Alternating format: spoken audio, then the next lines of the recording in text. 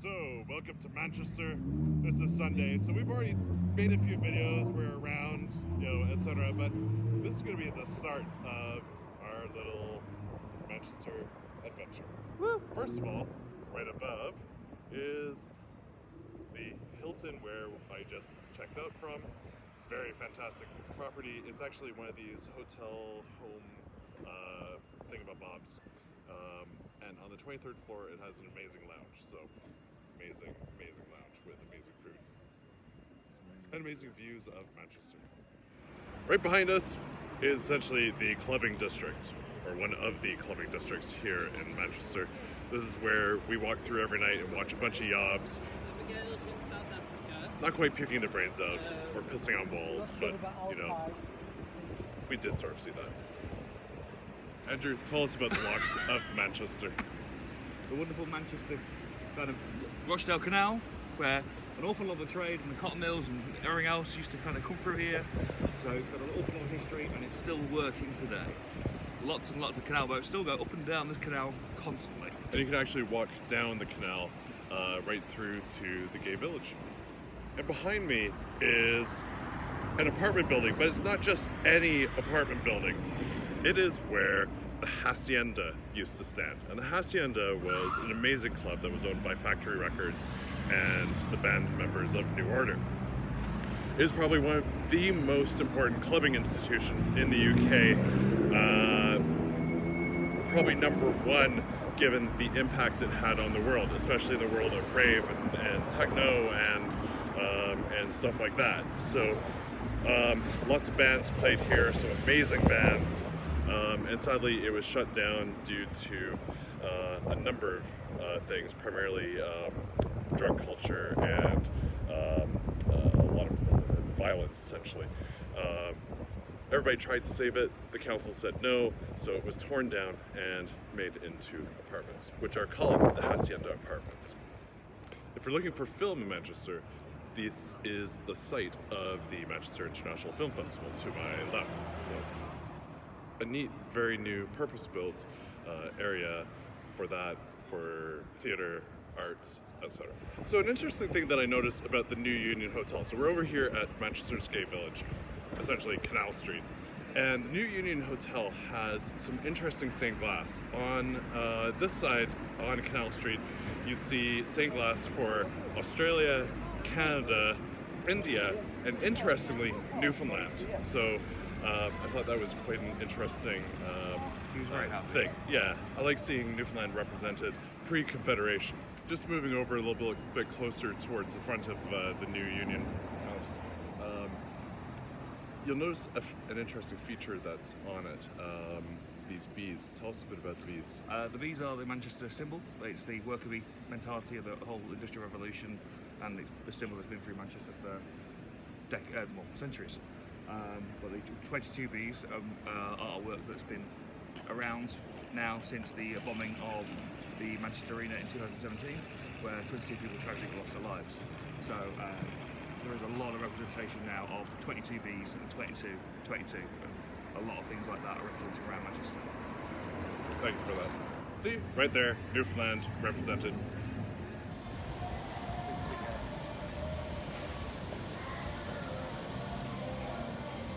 Yay, Canadian music playing. We've got On Bar here. Used to be called Mantos. It was one of the first open spaces of gayness in the village because they made the front completely glass. And it was like, okay, we're here, we're queer. Nice. So our first night in the village here, Andrew and I ate at this new restaurant, which used to be an Italian restaurant, right? Italian, yeah. And now it's this really epic Chinese hot pot place that doesn't have English menus. It's all fully in Chinese and it's done via your phone. So the staff actually end up having to translate for you.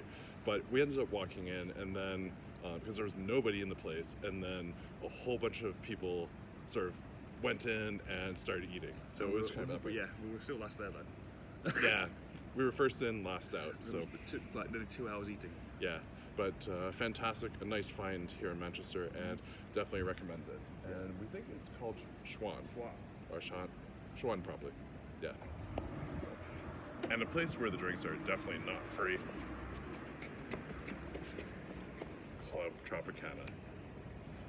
What they didn't realize was after the Wham song, there would be a whole bunch of Club Tropicanas opened up in the United Kingdom, right? Yeah. Mm-hmm. Yeah, because everyone keeps mistaking it for somewhere else in London, Newcastle, everywhere else. But yeah. Nice. So, up above the restaurant. For our lesbian sisters, vanilla is for you. So, this is the full-on women's bar. Anything you can tell us about it? Majority women only. So, has a male-friendly atmosphere occasionally. But yes, it's a very much a female-only safe space for all the wonderful lesbians in our world to go and visit.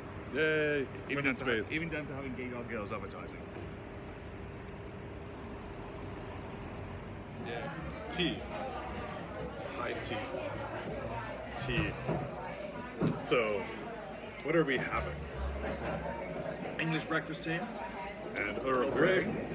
with high tea sandwiches, including cucumber sandwiches, and scones or scones, depending on where you're from, with jam and cream, and then cakes. The only way to spend an afternoon. Tea. Hello everybody, we are in Manchester. Manchester. Yeah, a city that's very close to my heart. And right behind us, this is the famous Moody Bear, also known as Andrew. But behind us is a place called Eastern Bloc. Eastern Bloc is iconic in the electronic music industry because of their collection of acid house, electronica, drum and bass, you name it, they have it, or they have a lot of underground stuff. And of course, I just bought a bunch of vinyl from them, so it's a really good acid house. So Really nice. yeah. So if you need your fix of electronica, Eastern Bloc is the place to go to. I'm gonna do coffee too. They now have a coffee shop in the place, so they've been here about 8 years. They were around the corner